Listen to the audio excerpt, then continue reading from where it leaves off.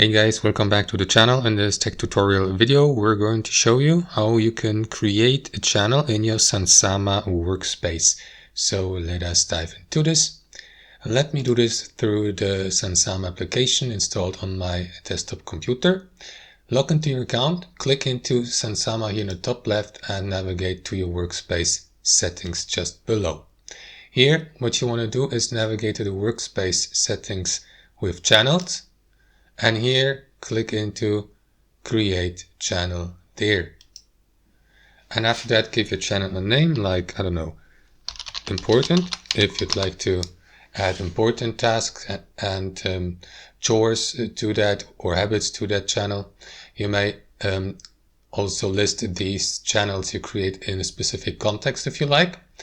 And you may set the created channel as default.